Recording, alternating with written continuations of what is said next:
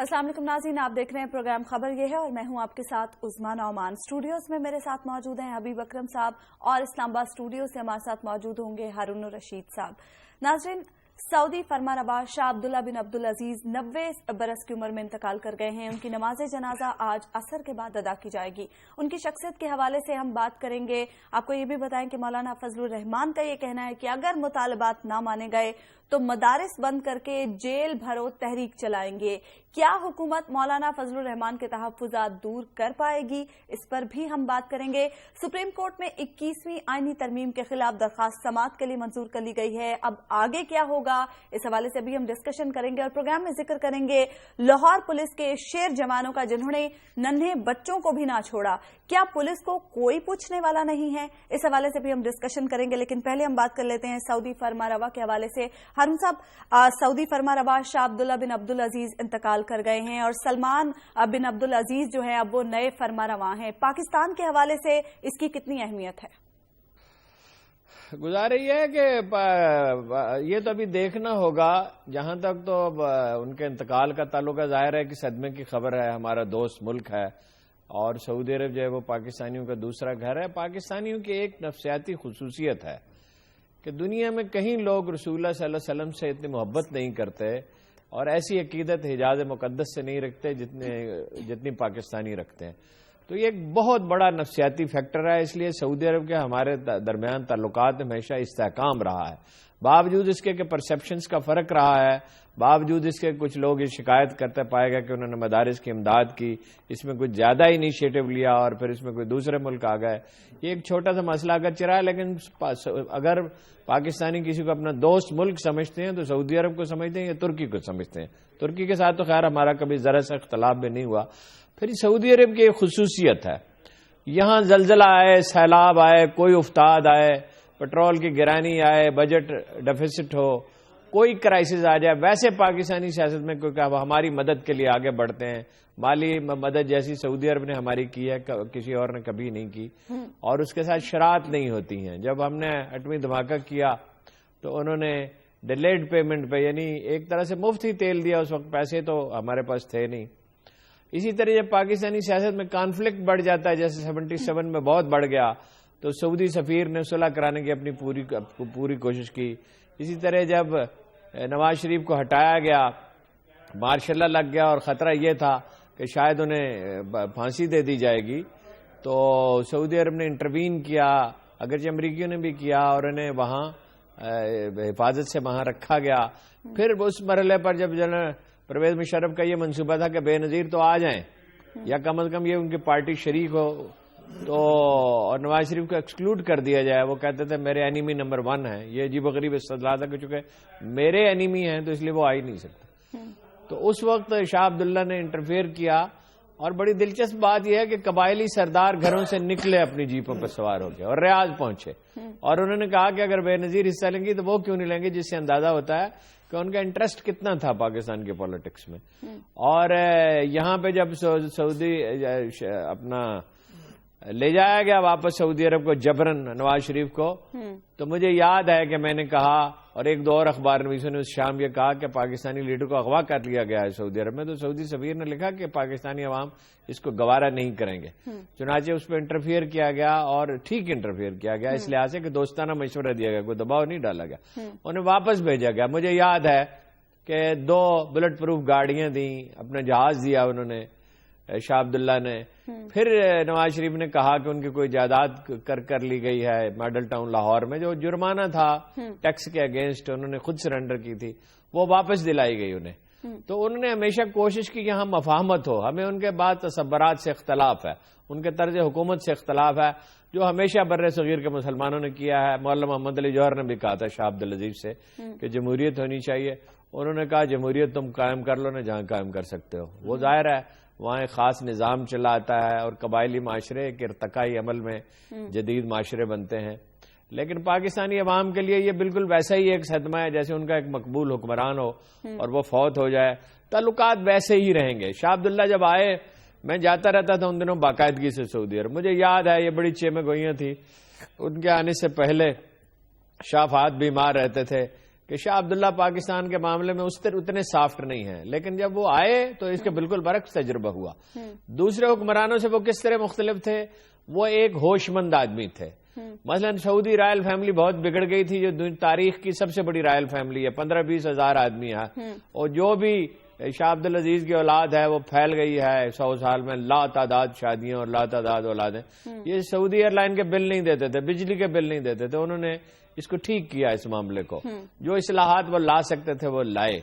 اب دیکھنا یہ ہے کہ ان کے بعد استحکام کیسے برقرار رہتا ہے. سعودیوں کی خصوصیت ہے اس خاندان کی، بہت سی خیر ایک لمبی بحث ہے جس کا وقت نہیں ہے. خصوصیت ہے کہ بڑے متحمل مزاج اور سلیقہ مند لوگ ہیں، عوام کو بھی کسی نہ کسی درجے میں مطمئن رکھتے ہیں. عالم اسلام کی طرف سے جو ان پہ ذمہ داری ہے اس کو بھی پورا کرنے کی کوشش کرتے ہیں، اور فتنہ اور فساد پیدا ہونے نہیں دیتے. کوشش کرتے ہیں کہ معاملات سیٹل رہے، عدم استحکام نہ ہو، ظلم اور جبر اس طرح سے نہ ہو. اگر یہ بادشاہت ہے اور بادشاہت ہی ہوتی ہے. حبیب صاحب، سلمان بن عبدالعزیز اتنے ہی بہتر رہیں گے پاکستان کے حق میں جتنا کہ ہارون صاحب بتا رہے ہیں کہ ایک تو جیسے ہارون صاحب بات کر رہے ہیں نا کہ پاکستان سے جو محبت اور پاکستان سے جو تعلق ہے اس میں صرف کسی ایک فرد کی اہمیت نہیں ہے، سعودی عرب کی طرف سے یا پاکستان کی طرف سے. یہ دو ملکوں کے عوام کا مسئلہ ہے، دونوں ایک دوسرے کے خاصے قریب ہیں. اور پھر ایک ادارہ جاتی اہمیت بھی ہوتی ہے کہ جو سعودی رائل فیملی ہے، جو سعودی اسٹیبلشمنٹ ہے، وہ بھی پاکستان کو اپنا حلیف سمجھتی ہے، اور ایسا حلیف سمجھتی ہے جس کے اوپر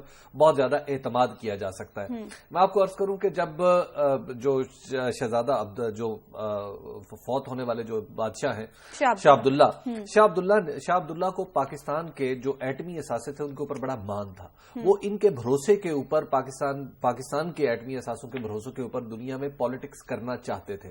یہ تقریباً وہی صورتحال تھی جو ایک زمانے میں بھٹو، ذوالفقار علی بھٹو اور شاہ فیصل کے درمیان تھی. وہ صورتحال ہم نے یہاں پر بھی دیکھی تھی کہ ان کا یہ خیال تھا کہ پاکستان جو ہے وہ صرف ایک ملک نہیں ہے بلکہ اسلامی تہذیب کا ایک نمائندہ ملک بھی ہے. اسی لیے جو اسلام کا قلعہ ہونا ہے یہ بنیادی طور پر سعودی عرب کی طرف سے کہا گیا تھا کہ پاکستان جو ہے وہ اسلام کا قلعہ ہے. تو اسلام کے اس قلعے میں ایٹم بم کی موجودگی جو تھی ان کے لیے بڑی فرحت اور بڑی قوت کا باعث رہتی تھی. ایک بات. دوسری بات یہ ہے کہ جو شاہ عبداللہ ہیں، میں ان کے بارے میں کچھ بتا دوں کہ آج ان کی جو وفات ہوئی ہے، انہوں نے 7 شادیاں کی تھیں اپنے، چونکہ ماشاءاللہ بڑی طویل عمر پائی تو اس میں مختلف اوقات میں انہوں نے 7 شادیاں کی تھی. تو ان کی کوئی 15 بیٹیاں اور 4 ان کے بیٹے تھے، جن میں سے ایک جو ہے متب، وہ نیشنل گارڈ جو سب سے ان کی آپ یوں کہیے کہ اسٹیبلشمنٹ کی سب سے بڑی قوت ہے اور سعودی خاندان کی سب سے بڑی قوت ہے، وہ اس کے کمانڈر بھی ہے.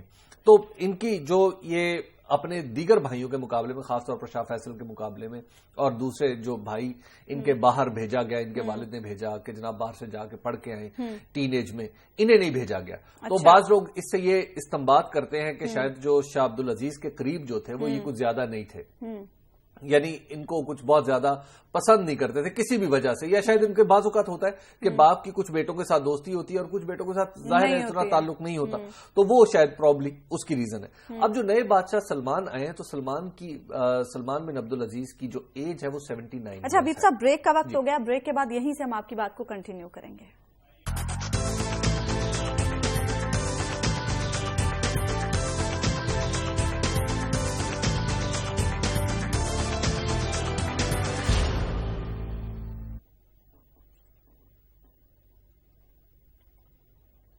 ویلکم بیک ناظرین.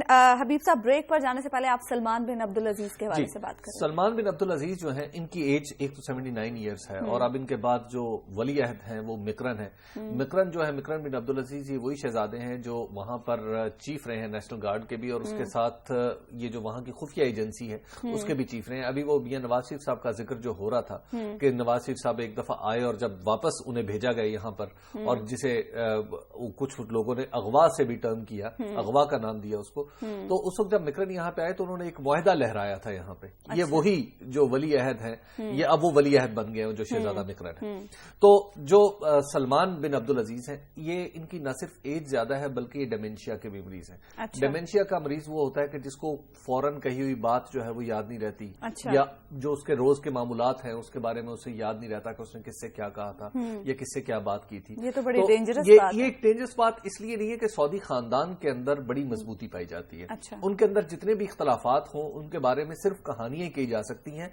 اگر یقیناً اختلافات ہوں گے، بہت بڑی فیملی ہے، لیکن ان کے اختلافات باہر نہیں آنے پاتے. کم لوگ جانتے ہیں ان کے کم لوگ جانتے ہیں. تو ان کے ہاں ایک ایلیجینس کاؤنسل ہے، جسے آپ یوں کہہ سکتے ہیں کہ وفاداری کاؤنسل، یعنی بادشاہ کی وفادار کاؤنسل، جس میں 35 افراد جو ہیں وہ شامل ہے، 35 امپورٹنٹ شہزادے. اور 35 امپورٹنٹ شہزادے بادشاہ کا فیصلہ نہیں کرتے، وہ بنیادی طور پر سکسیشن کا فیصلہ کرتے ہیں کہ بادشاہ کے بعد ولی عہد کون ہوگا اور ولی عہد کے بعد اگلا آدمی کون ہوگا. یہ فیصلہ جو ہے وہ وہاں پر ہوتا ہے، یا اس طرح کی کوئی اسٹریٹجک نوعیت کی بات آ جائے تو وہاں پر پھر طے کی جاتی ہے، اور وہ بالکل کلوز ڈور ہوتی ہے. اور 35 کا فگر اس لیے کہ جو عبدالعزیز تھے، جو فاؤنڈر آف دی سعودی عربیہ تھے، ان کے 35 بیٹے تھے. اچھا. تو بیسیکلی وہ جو 35 کا فگر ہے وہ مینٹین کیا جا رہا ہے. اب ظاہر ان کے سارے بیٹے تو حیات نہیں ہیں، اب اس میں بہت سارے پوتے بھی آ گئے ہیں جو مختلف جو مثال وہ بھی ایک بیٹے ہی سمجھے جاتے ہیں. تو اب وہ پوتے بھی آگے، وہ کاؤنسل جو ہے وہ سارے کا سارا معاملہ چلاتی ہے. تو لہٰذا اگر بادشاہ کو کچھ پرابلم بھی ہو تو وہ معاملات چلتے رہتے ہیں. آپ کو یاد ہوگا کہ جو خود کنگ عبداللہ ہیں، یہ جب کنگ فہد موجود تھے اور کنگ فہد بیمار ہو گئے تھے تو تقریباً یعنی 10 سال کے قریب عرصہ بنتا ہے جو انہوں نے عملی طور پر بادشاہ تھے، لیکن پریکٹیکلی یعنی کہنے کو یہ کراؤن پرنس تھے، یعنی ولی عہد تھے، اور بادشاہ جو تھے وہ کنگ فہد تھے. تو لہٰذا معاملات جو یہ سنبھالتے تھے، تو معاملات جو ہے وہ اسی طرح آگے بڑھتے رہیں گے، اس میں کوئی پریشانی نہیں ہے. اور ایک اہم چیز جو جس کو میرا خیال ہے کریڈٹ جانا چاہیے شاہ عبداللہ کو، کہ شاہ عبداللہ نے بہت بڑا ایک سٹیپ فارورڈ لیا تھا کہ اسرائیل کو انہوں نے کہا تھا کہ ہم اسرائیل کو تسلیم کر سکتے ہیں اگر وہ فلسطین کو ایک آزاد ریاست کے طور پر تسلیم کر لے. تو یہ ایک ایسا معاملہ تھا، اتنا بڑا سٹیپ تھا کہ جس پہ ایک دفعہ سب لوگ جو تھے وہ انگشت بدندہ رہ گئے تھے کہ کیا یہ تجویز سعودی عرب کی طرف سے آئی ہے. لیکن انفارچونیٹلی کہ اسرائیل اپنے وہی زیونزم کا شکار رہا، اپنی ہٹ درمی کا شکار رہا، اور اس نے اس تجویز پر غور. اچھا حبیب صاحب، سعودی عرب میں تو معاملات ایسے ہی چلتے رہیں گے، کیا پاکستان کے معاملات بھی حل ہو پائیں گے؟ ہارون صاحب سے بات کرتے ہیں. ہارون صاحب، مولانا فضل الرحمان یہ کہتے ہیں کہ اگر ہمارے مطالبات نہ مانے گئے تو مدارس بند کر کے جیل بھرو تحریک چلائیں گے. ایسے ڈرامہ کر رہے ہیں. آج دعا وہ کر رہے ہوں گے کہ شہزادہ مکرم جو ہیں وہ جلدی سے اقتدار میں ہیں، کیونکہ وہ ان کی خدمت میں بارگاہ میں حاضر ہوتے رہے. تو اب کانفرنس میں تو انہوں نے جس میں نیشنل ایکشن پلان بنا اس میں تو انہوں نے تائید کی، باہر نکل کے اختلاف شروع کیا کیونکہ مدارس سے دباؤ آیا، پھر مناتے رہے، پھر دھمکیاں دینی شروع، پھر جزبز ہوئے، پھر رفتہ رفتہ. اب جب کہ انہیں پتا ہے کہ 22ویں ترمیم منظور ہو سکتی ہے، اس کے لیے حالات سازگار ہیں، تو دھمکیاں دینے پہ اترا. ویسے میرا ذاتی خیال یہ ہے کہ اگرچہ حالات بہت نازک ہیں لیکن انہیں ایجیٹیشن کا موقع دینا چاہیے، حکومت سے باہر نکال دینا چاہیے، ان سے کہنا چاہیے خوشی سے ایجیٹیشن کرے تاکہ انہیں پتہ چل جائے کہ قوم ان کے ساتھ کیا سلوک کرتی ہے. برداشت کرے بات تو سن لینا، بیچ میں مت ٹوکا کریں. وہ ایجیٹیشن کریں تو ہوش ان کے آ جائیں گے ٹھکانے، اس لیے کہ 86% سپورٹ ہے ٹیررزم کے خلاف ایکٹیو کاروائی کے لیے. یہ تو میں نے ایک بات کہی کہ جو آدمی محسوس کرتا ہے جذبات میں، لیکن اصل میں جہاں تک حکمت کا تقاضا ہے تو وہ حکومت کو یہ نہیں صرف کرنا چاہیے کہ کاروائی کے لیے ہر وقت مستعد رہے. جو مدارس کے ذمہ دار لوگ ہیں، وفاق المدارس جو ہے اس کے 5 بورڈ ہیں، ان سب کے ساتھ اور ممتاز علماء کے ساتھ رابطے میں رہے، انہیں اپنا موقف سمجھائے کہ بھائی ہم آپ کے خلاف تھوڑی ہیں، مدارس کے خلاف تھوڑی ہیں. مدارس کے خلاف کوئی کیا ہو سکتا ہے؟ کوئی ان کی کنفنٹریشن ہے حکومت کے ساتھ، وہ اپنا کام کر رہے ہیں، حکومت اپنا کام کر رہی ہے. ہم تو آپ کی مدد کرنے کے لیے تیار ہیں، مدد واقعی کرنی چاہیے. ان کو اگر کوئی مدد کی ضرورت ہو، کوئی چیزوں کی ضرورت ہو، حتیٰ کہ پیسوں کی ضرورت ہو، کتابوں کی ہو، اکوپمنٹ کی ہو، کمیونیکیشن کی ضرورت ہے، ان کی مدد کرنی چاہیے، ان کے ساتھ رابطے میں رہنا چاہیے. البتہ یہ کہ ان سے کہا جائے کہ آپ خود ہی اس پہ توجہ دیں کہ جو لوگ گڑبڑ پھیلا رہے ہیں اور مدارس مقدس مساجد کو، عبادت گاہوں کو اور مدارس کو استعمال کر رہے ہیں، ان پہ نگرانی کریں، ان کی حوصلہ شکنی بھی کریں، نگرانی کریں. اور جب وہ گنتی کے تھوڑے سے لوگ ہیں ان کے خلاف کارروائی ہونی چاہیے. یہ مدارس کے خلاف تو کارروائی ویسے کوئی کرنا نہیں چاہتا، لیکن کلیئرٹی نہیں ہے حکومت میں، تو ان کو اعتماد میں لیا جائے. مولانا فضل الرحمان مدارس کے سب سے زیادہ میں معافی چاہتا ہوں ناخلف فرزند ہیں. ان کی وجہ سے کوئی مدارس کی نیک نامی نہیں ہوئی، نہ ان کے مکتب فکر کی ہوئی ہے. اور اب سمیع الحق صاحب نکل آئے ہیں باہر. بھائی ان میں بڑے معزز اور معتبر لوگ ہیں، نہایت اعلیٰ درجے کے علماء موجود ہیں ان میں، جن کی بے پناہ عزت و تکریم ہے. تو انہیں چاہیے ان کے ساتھ حکومت رابطہ کرے، انہیں بھی رابطہ کرنا چاہیے. جسٹس تقی عثمانی صاحب کے ساتھ رابطہ کرنا چاہیے اور لوگوں کے ساتھ کرنا چاہیے. مفتی شفیع کا خاندان ہے جس نے تحریک پاکستان کی حمایت کی تھی.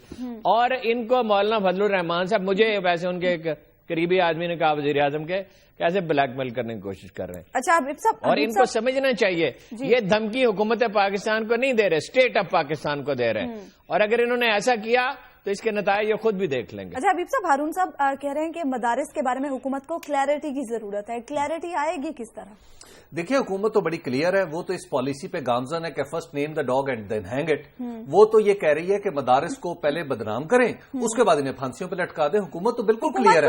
حکومت دیکھیے، حکومت کو فائدہ یہ ہے، حکومت کو فائدہ یہ ہے کہ حکومت امریکن پٹی پڑھ کے مدارس کے خلاف پوری طرح سوچ سمجھ کے ایک ایکشن کر رہی ہے. اور حکومت کو لگتا ہے کہ مولانا فضل الرحمان صحیح کہہ رہے ہیں کہ مدارس کو بند کر کے میں مولانا فضل الرحمان کے انداز سیاست سے اختلاف کرتا ہوں. میں یقیناً ان کے بہت ساری چیزوں سے اختلاف کرتا ہوں، لیکن مسئلہ یہ ہے کہ یہ جو مدارس کی بات ہے یہ صرف مولانا فضل الرحمان کی بات نہیں ہے. مولانا فضل الرحمان ان کنسرنز کو وائس کر رہے ہیں کہ جو 22 لاکھ بچے اس وقت مدارس میں، 30 لاکھ بچے جو زیر تعلیم ہے ملک کے اندر، ایک جو دینی ماحول بنا ہوا ہے اور اس ماحول کی حفاظت کے لیے جو مدارس کردار ادا کر رہے ہیں، بنیادی طور پر اس ماحول کا چیلنج ہے.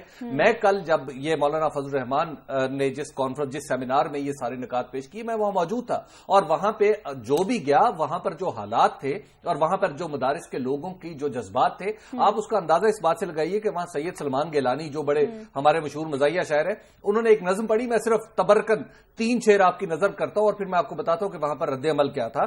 کہ انہوں نے کہا کہ حقوق کے علمبردار مدارس زندہ باد، دین کے پہرے دار مدارس زندہ باد، انہی کے باعث دنیا میں پھیلے ہر سو، پیار وفا ایثار مدارس زندہ باد، دہشت گردی میں ہے ملوث جو ظالم، ان پہ خدا کی مار مدارس زندہ باد. اور یہ جب اس نظم پڑھی اور اس میں بہت سارے دوسرے اشعار بھی تھے، تو ہر شعر پہ حبیب صاحب کیا آپ نے یہ کہا کہ یہ ایک مزاحیہ شاعر ہیں؟ جی آپ نے کہا یہ ایک مزاحیہ شاعر ہے، مشہور، مطلب ان کی وجہ شہرت ہے، لیکن وہ مزاحیہ شاعری ہیں. اس نظم سے بھی پتہ چلتا ہے کہ مزاحیہ شاعر. دیکھیے بات یہ ہارون صاحب کہ وہاں پر جو مدارس کے اسٹوڈنٹس ہیں ان کا جو رد عمل ہے، مدارس یہ ماننے کے لیے تیار نہیں ہے کہ انہیں دہشت گردی سے ایسوسیٹ کیا جائے. ان کا صرف تقاضا کیا ہے، سادہ سی بات کر رہے ہیں. وہ کہہ رہے ہیں کون مدارس کو میں روز، حبیب صاحب ایک منٹ خدا کے لیے، روز میں اس کو ایکسپلین کرتا ہوں. مدارس بالکل ہدف نہیں ہے. یہ بالکل عجیب و غریب بات آپ کر رہے ہیں کہ امریکہ نے پٹی پڑھائی. امریکہ کا کوئی دخل ہی اس معاملے میں نہیں ہے. امریکیوں کو ان مدارس سے کیا خطرہ ہے؟ اور ان مدارس سے یہ مولانا فضل الرحمان وہی صاحب ہیں جو امریکی سفیر کے پاس گئے تھے کہ مجھے اقتدار دلا دیں. یہ سمیع الحق اس سے امریکہ ڈرے گا اور ان مدارس سے امریکہ ڈرے گا. اور ان میں کون سے علامہ اقبال کے کچھ شعر سناؤں؟ آپ نے تو گیلانی کے شعر مجھے سنائے ہیں ان حضرات کے بارے میں، اور دیوبند کے بارے میں علامہ صاحب کے خیالات آپ کو سناؤں؟ وہ کتنے آزردہ تھے آخری برسوں میں. او بھائی ان سے کیا، یہ نہ دین پھیلا رہے ہیں، نہ ان میں کوئی نمونہ عمل ہے. چند علماء کے سوا جن کا میں نے ابھی ذکر کیا، جسٹس تقی عثمانی کا گھرانہ ہے، مفتی شفیع کا، اور کچھ لوگ ہیں. اور وہ لوگ ان سے اس قدر نالا ہیں کہ آپ اندازہ نہیں کر سکتے. باقی ظاہر ہے مدارس کے بچے تو برین واشڈ ہیں. بات تو سنیے، معاملہ تھوڑا گرم ہو گیا. یہ جو انگریزی سکولوں کے بچے ہیں،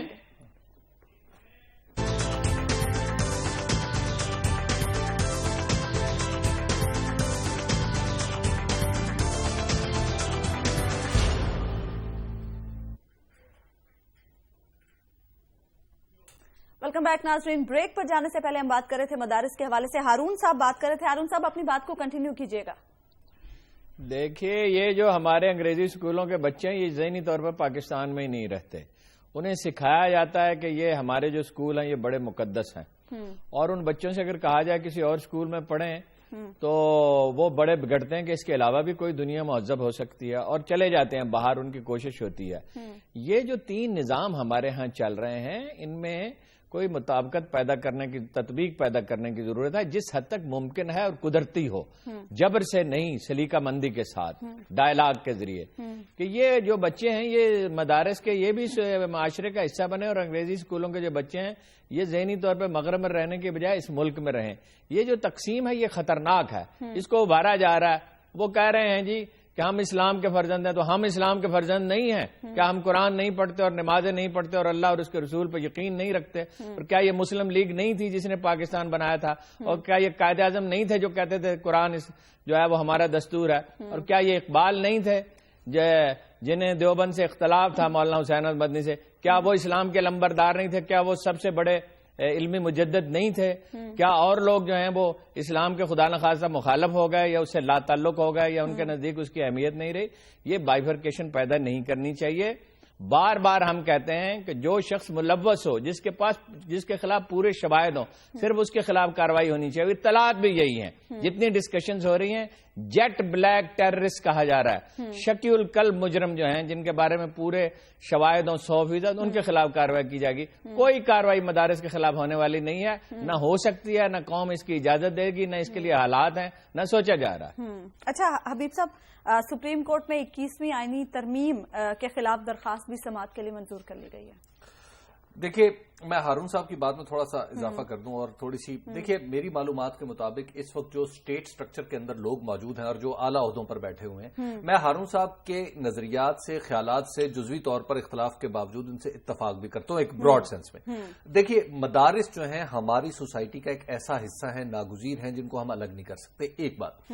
دوسری بات ہے کہ آپ کا یہ واحد نظام تعلیم ہے مدارس کا جہاں پر گلگت سے لے کے کراچی تک ایک ہی نصاب پڑھایا جاتا ہے۔ اچھا، وہاں پر کوئی الگ الگ نصاب نہیں پڑھائے جاتے، اور یہ کالا رسول اور قیل اللہ، کالا رسول اور قال اللہ کا سبق دے رہے ہیں، اور یہ ہماری سوسائٹی کی پہچان ہے کہ ہم ایک مسلمان سوسائٹی میں رہتے ہیں۔ کیا آپ نے سارے مدرسوں کو چیک کیا؟ دیکھیے یہ سارے مدارس کی بات کر رہا ہوں میں، اور سارے مسالک کے مدارس کی بات کر رہا ہوں۔ یہ جو نفرت کا جو خام خواہ کا الزام لگایا گیا ہے نا، بات یہ ہے کہ اگر کوئی ایک آدھ ایسا ہے تو ہمیں اس کا نام بتایا جائے۔ آپ بتائیں سرکار کون سے مدرسے میں نہیں گھس سکتی؟ آپ اندازہ لگائیے، ماڑا سا وہ ڈپارٹمنٹ آف انڈسٹریز ہوتا ہے صوبے میں، جو مدارس کو، پہلے تو مدارس کی یہی توہین ہمیں گوارا نہیں ہے۔ 585 مدرسوں کی رپورٹ آئی ہے کہ ملک بھر میں 585 مدرسے ہوں یا 5085 مدرسے ہوں، بات یہ ہے کہ ہمیں نام کے ساتھ بتایا جائے کہ جناب یہ مدرسہ ہے، فلاں جگہ پہ واقع ہے، اور فلاں اس کا مہتمم ہے، اور فلاں مجرم ہے جو یہاں سے پکڑا گیا ہے۔ تو اس طرح ہم یونیورسٹیوں کے نام بھی بتائیں گے، ٹھیک ہے نا، کہ جہاں پہ دہشت گردی ہوتی رہی ہے۔ ایک منٹ ٹھہریے، وہ آپ کو ایک بات یاد ہے، آپ اس میں بہت جذباتی ہو جاتے ہیں۔ میں نے آپ سے کہا تھا 10% نہیں ہے، لیس دین 1% ہے، یہ 0.5% بنتے ہیں۔ اور پھر دوسری بات میں نے آپ سے کہی کہ انشاءاللہ اس کی بھی تصدیق ہو جائے گی کہ اس میں سب لوگ نہیں ہیں، 2-4 آدمی ہو سکتے ہیں، ایک آدمی ہو سکتا ہے، تو اس کی نوعیت ہی دوسری ہے۔ اس کو پورے مدارس کو کیسے اس میں گھسیٹ لاتے ہیں؟ اگر 200 آدمی ہے فرض کیجئے کل، یا 1200 آدمی ہیں، تو 30 لاکھ میں سے 1200 آدمی کتنے ہوئے؟ معاشرے سے بھی، باقی معاشرے سے ان کا تناسب کم ہو جائے گا۔ ہارون صاحب میں آپ سے ایک سوال پوچھنا چاہتا ہوں، بڑا سادہ سا سوال ہے، اور وہ سوال یہ ہے کہ اگر ایک شخص کسی کو قتل کرے، بم دھماکہ کرے، اور وہ نعرے تکبیر لگا کے کرے، تو وہ اس کو تو پکڑ لو، ٹھیک ہے، اور جو کسی بلوچ ذہنیت کے نام پر کرے، کسی قومیت کے نام پر، لسانیت کے نام پر، کسی اور چیز پر کرے، تو اس کو چھوڑ دو۔ یہ بات صحیح نہیں ہے، ان کے خلاف کارروائی ہو رہی ہے۔ وہ لوگ بلوچستان میں جو لوگ ہیں وہ اس پہ ہیں، فائرنگ کی رینج میں ہیں، جو کراچی میں ہیں ان کو سپاہی صحابہ والے مار رہے ہیں، طالبان مار رہے ہیں، اور رینجرز ان کے خلاف کارروائی کر رہی ہے۔ کسی ٹیررسٹ کو سپیئر نہیں کیا جا رہا۔ کراچی میں اس سال میں جتنے ٹیررسٹ مارے گئے ہیں پچھلے بلکہ 2-2.5 سال میں، اتنے کبھی نہیں مارے گئے، کبھی اتنے گرفتار نہیں ہوئے۔ یہ بات درست نہیں ہے، صرف سسٹم دوسرا ہے ان سے نمٹنے کا، ان سے رینجرز نمٹ رہے ہیں، اور باقیوں سے بھی، صرف ایک گروپ سے نہیں، باقیوں سے بھی۔ اور یہاں پہ تو ابھی کارروائی شروع ہی نہیں ہوئی ہے، تو اتنا واویلا ہے۔ جب کسی ایک بھی بے گناہ کو سزا دی جائے گی تو اس پہ احتجاج کرے گا معاشرہ۔ ایسا نہیں ہے کہ بے گناہوں کو پکڑ کے سزا دے دی جائے گی۔ فوج بھی کانشیس ہے، حکومت بھی کانشیس ہے، یہ ہو سکتا ہی نہیں ہے۔ یہ ایک جو ان کی قبائلی ذہنیت ہے کہ ہمارے خلاف، ان کی نہیں، سبھی کی قبائلی ذہنیت ہے, ہر پارٹی کی قبائلی ذہنیت ہے. جیسے پیپلز پارٹی واویلا کرتے ہیں کہ ہم تو شہیدوں کے وارث ہیں. مجرم ہوتا ہے, اس کی داڑھی ہو نہ ہو, وہ اس کا کوئی مکتب فکر ہو, اس کی کوئی زبان ہو, اس کا کوئی علاقہ ہو, اس کا کوئی مذہب ہو, وہ خدا کا نام لیتا ہو, رسول کا نام لیتا ہو, جمہوریت کا نام لیتا ہو, لبرلزم کا نام لیتا ہو, مجرم بس مجرم ہے, اس پہ قانون کا اطلاق ہونا چاہیے. یہاں پہ لیکن اب جس ذہنیت سے نبرد آزما ہے نا, وہ یہ ہے کہ میں ایک سابق ایسے اعلیٰ افسر سے ملا, میں اس کا نام نہیں لینا چاہتا, ایک جگہ پہ وہ بیٹھا ہوا کہہ رہا کہ جناب مدارس میں تو یوں بھی ہوتا ہے, یوں بھی ہوتا ہے. اس نے کوئی ایک ایسا نقشہ کھینچا اس اعلیٰ سطح کے افسر نے کہ میں حیران رہ گیا. اور اس کے بعد میں نے اس سے پوچھا کہ تم نے کبھی وہ اتنے بڑے عہدے پہ فائز رہا ہے کہ میں حیران رہ گیا کہ اس آدمی کی انفارمیشن یہ ہے. میں نے اس سے پوچھا کہ تم مدرسے کے اندر گیا ہے, وہ کہتا ہے میں بہت دراز ہو جائے گی. میری بات سنیے, کسی انڈیویجول کی نفرت ہو سکتی ہے, معاشرے کی نہ نفرت ہے نہ حکومت کی ہے. نواز شریف صاحب کی کیا مدارس سے کنفیڈریشن اور جنرل راحیل شریف کی کیا کنفیڈریشن ہے مدارس سے؟ کبھی انہوں نے بات کیا, کبھی جنرل کیانی نے بات کی, کبھی اور لوگوں نے جو حکومت میں رہے ہیں بات کی. مسئلے کو سمجھنے کی کوشش کریں خدا کے لیے. جو لوگ قصوروار ہیں بات, اچھا پھر یہ طے پایا کہ انڈیویجول کے خلاف کارروائی ہوگی, اداروں کے خلاف ہوگی ہی نہیں, جو انڈیویجول ذمہ دار ہوگا. اس کے بعد وہ کیا چاہتے ہیں؟ اس کے کوئی فیصلہ غلط آئے تو تب کہیں نا. ابھی تک تو کوئی فیصلہ آیا ہی نہیں ہے. دیکھیے, اندیشوں پہ فیصلے نہیں کیے جاتے, وسوسوں پہ نہیں فیصلے کیے جاتے. حبیب صاحب, 21ویں آئینی ترمیم وجہ تنازع بنی ہوئی ہے. سپریم کورٹ نے اب درخواست بھی منظور کر لی ہے سماعت کے لیے. دیکھیے, مجھے اس خبر پہ حیرت ہوئی ہے. میں اس آئینی ترمیم سے میرے اختلافات ہیں, اس کی جزیات سے میں اس کی شکوں سے اختلاف کرتا ہوں, لیکن میں ساتھ ساتھ اس بات پہ یقین رکھتا ہوں کہ پارلیمنٹ 2/3 میجورٹی کے ساتھ جو کر دے, اس کے اوپر کسی کو کوئی اختیار نہیں ہے کہ اس کو کال کوشچن کرے, اس کے اوپر گفتگو شروع کر دے اور اس کے بعد یہ کرے کہ جناب عدالت میں لے جائے اور عدالت اس کے اوپر کوئی فیصلہ صادر فرمانے کی کوشش کرے. میں یہ آرٹیکل 239 سپریم کورٹ نے یہ غلط کیا. میں آرٹیکل 200 میں یہ نہیں کہہ سکتا غلط, وہ جو بھی کریں گے ٹھیک ہی کریں گے, لیکن میں اپنے لوگوں کی اور سپریم کورٹ کی خدمت میں بھی ایک آرٹیکل تو پیش کر سکتا ہوں نا اسی کانسٹیٹیوشن کا. اور یہ آرٹیکل ہے 239, اس کی شک نمبر 5 ہے. میں وہ اس کاپی کا اردو ترجمہ لے کے آیا ہوں, اور جو خود سرکاری سطح پر چھاپا گیا ہے اردو ترجمے کے ساتھ. وہ ہے کہ دستور میں اس کی 239 کی شک 5 ہے کہ دستور میں کسی ترمیم پر کسی عدالت میں کسی بنیاد پر چاہے جو کچھ ہو کوئی اعتراض نہیں کیا جائے گا. اور اس کی شک 6 ہے ازالہ شک کے لیے. ازالہ شک یعنی کسی کے ذہن میں کوئی خیال نہ رہے, ازالہ شک کے لیے بذریعہ ہاذا اقرار دیا جاتا ہے کہ دستور کے احکام میں سے کسی میں ترمیم کرنے کے مجلس شورا کے اختیار پر کسی بھی قسم کی کوئی پابندی نہیں ہے. بات یہ ہے کہ ایک بندہ 184 کے تحت لے جاتا ہے, وہ کہتا ہے جناب دیکھیں یہ آپ کے بھی اختیارات متاثر ہو گئے, میرے حقوق بھی متاثر ہو گئے. بات یہ کہ اسی دستور میں ایک آرٹیکل ہے جس کے تحت اردو کو قومی زبان اور پھر سرکاری زبان قرار دیا گیا ہے. اس کی تو گزشتہ 30 سال سے خلاف ورزی ہو رہی ہے. وہ سپریم کورٹ میں گئے ہیں. سپریم کورٹ میں جب پٹیشن گئی ہے تو اس کے اوپر ہنس کے کوشچن کیے گئے ہیں, ٹھیک ہے, اور ہماری دل آزاری کی گئی ہے اردو بولنے والوں کی.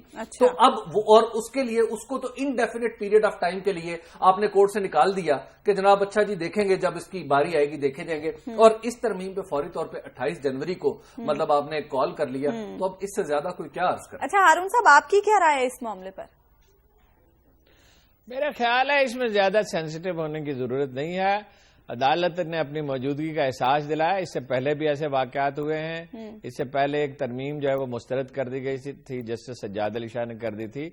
یہ بات صحیح ہے جو انہوں نے کوٹ کیا ہے. آپ پارلیمنٹ کے اس حق کو چیلنج نہیں کر سکتے, لیکن وہاں ہوگا کیا موسٹ پروبیبلی ہم رائے تو نہیں ہم یہ تو حتمی طور پہ تو نہیں کہہ سکتے, اس لیے کہ عدالت کو دیکھنا ہے.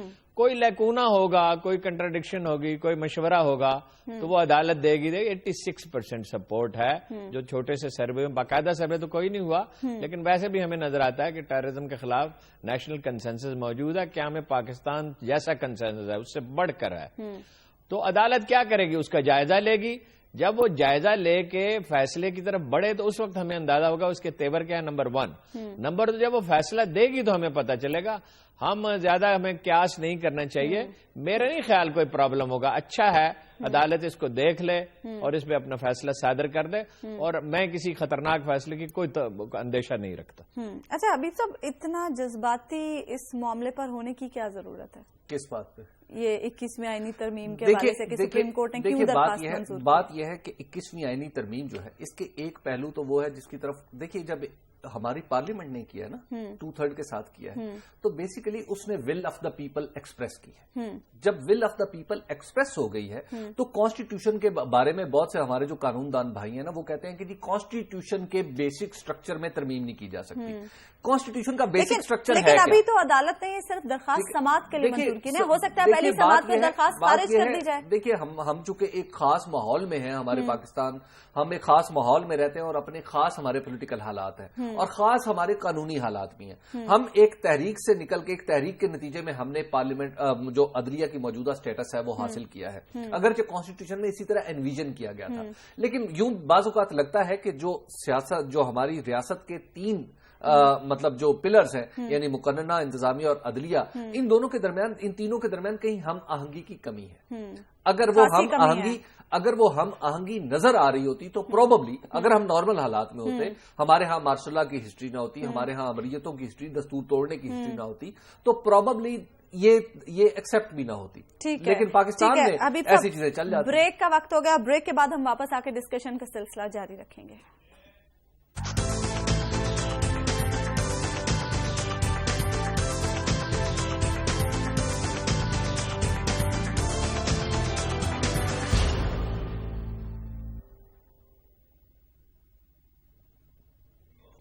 ویلکم بیک ناظرین، اور اب ہم بات کریں گے لاہور پولیس کے شیر جوانوں کی جو کل ننھے بچوں پر بھی ٹوٹ پڑے۔ ہارون صاحب سے بات کرتے ہیں۔ ہارون صاحب، بڑی اعلیٰ مثال قائم کی ہے لاہور پولیس نے کل، ان شیر جوانوں نے ننھے بچوں کو بھی نہیں بخشا۔ دیکھیے، ایک بڑا اہم موضوع ہے جسے آپ نے نظر انداز کر دیا، نظر نہیں پڑی شاید آپ کی، تو یہ تو دیکھیے اس میں ایک دوسرے پہلو کو بھی ملحوظ رکھیں۔ وہ یہ ہے کہ یہ پاکستانی پولیس جو ہے یہ ہماری سوتیلی اولاد ہے۔ ہم نے کبھی اس کی پرواہ نہیں کی۔ ہم نے ان کو، یہ ان کی مثال ایسی ہے جیسے وہ ان کو حفاظت بھی گھر کی کرنی ہے، پڑوسیوں کا بھی نظر رکھنی ہے، دشمنوں پہ بھی نظر رکھنی ہے، نیند بھی پوری نہیں ہے، آرام بھی پورا نہیں ہے، اور اس کے بعد ہر چیز کا ذمہ، اور انہیں مجبور کرنا ہے کہ وہ حکومت جو چاہے وہ کرے، اور اس کے بعد ذمہ دار بھی انہیں کو ٹھہرانا ہے۔ جو تو بچوں کو مارنے کا مسئلہ ہے تو اس پہ ظاہر ہے ہر آدمی کا دل دکھتا ہے، اس کی تحقیقات بھی ہونی چاہیے۔ کوئی پولیس افسر مقامی سطح پہ اس نے گڑبڑ کی ہے، یا یہ پالیسی تھی، یا اوپر سے کسی نے حکم دیا تھا، اس کو دیکھ کے اس پہ رائے دیں گے۔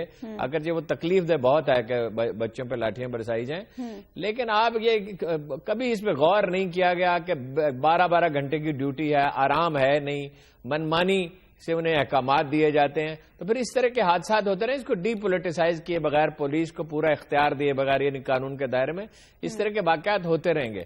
میں آپ کی توجہ دلانا چاہتا ہوں، ریکوٹیک کا آج ایک بہت بڑی خبر چھپی ہوئی ہے کہ وہ جو کمپنی جس کو ٹھیکہ دیا گیا تھا اور جو سپریم کورٹ نے جسے روک دیا تھا، اس کے ساتھ غیر سرکاری طور پہ مذاکرات کیے جا رہے ہیں۔ مجھے بہت دنوں سے اس کی اطلاعات تھی، وزیر خزانہ بھی گئے، مصدقہ اطلاعات تو نہیں ہے، اور چیف منسٹر بلوچستان بھی گئے پیرس، اور وہاں خفیہ طور پہ مذاکرات کیے گئے، قوم کو بتایا نہیں گیا۔ یہ 3-4 ہزار بلین ڈالر تک کے سونے کے ذخائر ہیں۔ اس سے پہلے سونے کے ذخائر کا ایک دوست ملک کو ٹھیکہ دیا گیا، وہ منمانی کرتے رہے، ہمیں پتہ ہی نہیں کتنا سونا وہ وہاں سے لے گئے۔ سوات میں بھی ہیں ذخائر۔ میں نام لے کے کہہ رہا ہوں، شہباز شریف صاحب، میاں محمد نواز شریف صاحب، یہ اس میں ہاتھ نہ ڈالے کوئی۔ یہ قوم کے ایسٹس ہیں، اور بہت سے سیاستدان اور خود شریف خاندان کے لوگ بعض اس پہ نظر رکھے ہوئے ہیں، اور اس کو ڈسکریج کریں اور اس کو ٹرانسپیرنٹ کریں۔ اس طرح نہیں ہو سکتا۔ یہ ہمارے ویسے تو ملک کو بری طرح لوٹا گیا، لیکن خدا کا شکر ہے کہ زیر زمین جو کچھ ہے، ایک آدھ چیز کے سوا وہ سب محفوظ ہے۔ کوئلہ بھی محفوظ ہے، اور سونا بھی، اور پیتل بھی، اور دوسری بہت قیمتی معدنیات ہیں۔ اور امریکیوں کی اس علاقے میں انٹرسٹ کی ایک بڑی وجہ ہے یہ ایران سے ایک چھوٹی سی پٹی ہے، اور پاکستان سے گزرتی ہوئی افغانستان میں جاتی ہے، اور بہت قیمتی معدنیات ہیں۔ یہ کوئی مل ملا کے 10,000 بلین ڈالر سے زیادہ کی بنتی ہیں کم از کم۔ لوہا اتنا ہے کہ ہر سال 50 بلین ڈالر کا لوہا جو ہے ایکسپورٹ کیا جا سکتا ہے، البتہ اس کے لیے شروع کے 5-6 سال کام کرنا ہوگا۔ تو یہ بل قوم کو بتائیں وزیر اعظم صاحب کہ یہ کیا ہے اور کیا مذاکرات ہو رہے ہیں۔ بلوچستان کا آف کورس حق ہے، صوبائی حکومت کو علم ہونا چاہیے. یہاں سازشیں ہوتی رہی ہیں. بعض اوقات میں نے خاموشی سے حکومت کے لوگوں کو بتایا. اسلم رئیسانی کو ہٹا کر ایک اور صاحب کو لایا جا رہا تھا. بھیڑیے دبئی میں بیٹھے ہوئے تھے. اس سٹیج پہ بعض لوگوں کو میں نے اطلاع دی. میں اس معاملے میں کو قریب سے مانیٹر کرتا رہا ہوں. میرے رابطے رہے ہیں.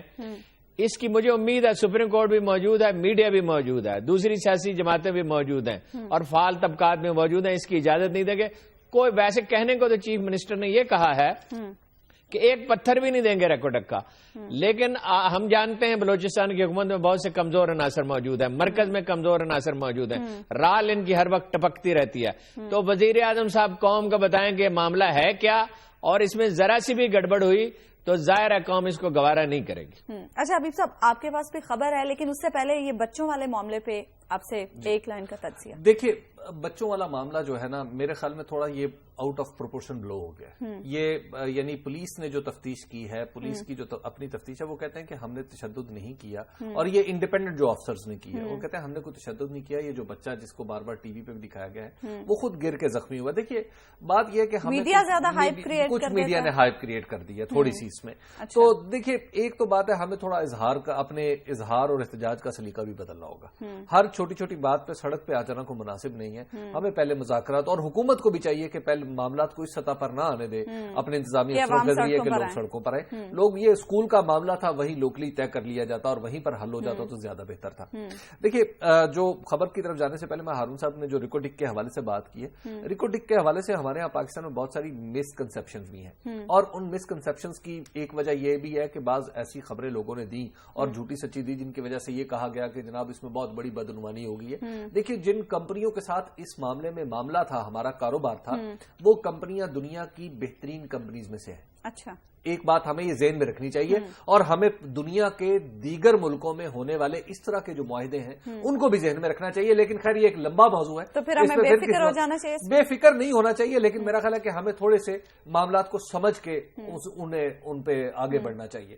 یہ کوئی اتنا معاملہ نہیں ہے کہ کوئی اٹھا کے لے جائے گا. یہ ڈفرینٹ تھوڑا سا ٹیکنیکل ایشو ہے. اس میں اٹھا کے تو نہیں لے جائے گا حبیب اکرم صاحب. میں کوئی 1.5-2 سال سے اس کو دیکھ رہا ہوں, تقریباً 2 سال ہی اب پورے ہو گئے. اس میں بہت سے لوگوں کی رال ٹپک رہی ہے. میں آپ کو پوری ذمہ داری سے بتا رہا ہوں, اس میں ایک آدھ نہیں بہت سے لوگ ملوث ہیں. آپ کو یاد نہیں کہ ارسلان افتخار کو انویسٹمنٹ بورڈ کا چیئرمین بنا دیا گیا تھا بلوچستان کا؟ کس خوشی میں بنا دیا گیا تھا؟ بعد میں معذرت کرنی پڑی. ہر جو اس ملک میں لالچی لوگ بہت ہیں اور ان کا کبھی احتساب نہیں کیا گیا. ہر آدمی کی نظر ابھی تک آف کورس کوئی نقصان نہیں ہوا, اور ہم امید کرتے ہیں کہ مستقبل میں بھی نہیں ہوگا. لیکن یہ بھیڑیے یہاں گھوم تو رہے ہیں نا. اور جو یہ انٹرنیشنل اداروں کی آپ بات کر رہے ہیں, میں تفصیل میں نہیں جا سکتا. 2 امریکہ سے 2 ممتاز آدمیوں کو میں نے بلایا, ان سے بات کی. کافی عرصے سے میں اس پہ تحقیق کر رہا ہوں. یہ جو کانکنی کی کمپنیاں, یہ بڑے سفاک لوگ ہیں, اور ان کی دنیا میں جو کارروائیاں ہیں وہ بڑی تباہ کن ہیں. یہ ملکوں اور قوموں کو لوٹتے ہیں. لیکن آف کورس ایسے ادارے بھی موجود ہیں جو جینون ہیں. اصول سادہ ہے, انٹرنیشنل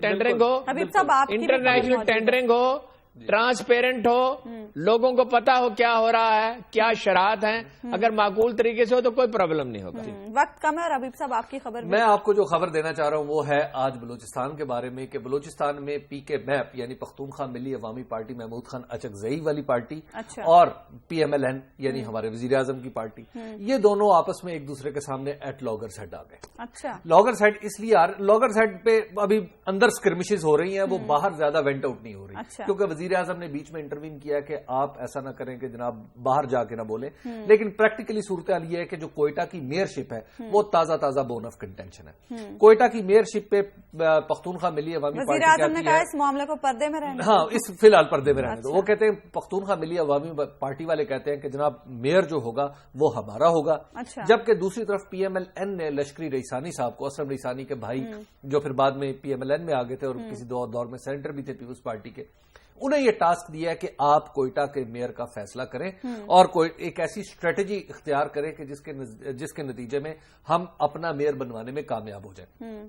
میری محمود خان اچکزئی صاحب کی پارٹی سے کچھ بات ہوئی اور فرض کر لیں کہ ان کے سارے بڑوں سے بات ہوئی, اچھا فرض کر لیں کہ ان کے بھائیوں سے بھی بات ہو, ٹھیک ہے, میں مفروضہ سچویشن بتا رہا ہوں, تو میری معلومات آپ کی بات ہوئی ہے, دیکھیں میں نے تو کہا فرض کر دیکھیے جو میری معلومات ہے وہ یہ ہے کہ وہاں سے فرمایا جاتا ہے کہ جناب ہمارے تو سیدھے سیدھے ہمارے پاس تو اتنے ممبر ہیں, ہم آرام سے اپنا کوئٹہ کا میئر بنوا لیں گے. اور دوسری طرف سے کہا جاتا ہے کہ جناب آپ کے پاس ممبر کیا وزیر اعلیٰ بنانے کے لیے تھے؟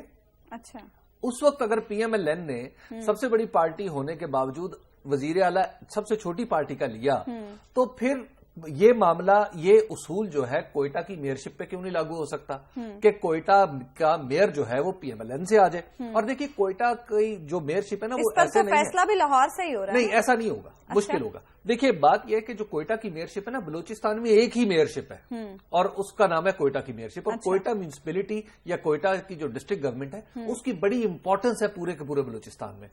اور اگر اس وقت وہاں پر کوئی بلوچ اگر کوئٹہ کا میئر بن جاتا ہے تو ہم بہت اچھا میسج دیں گے پورے کوئٹہ کو.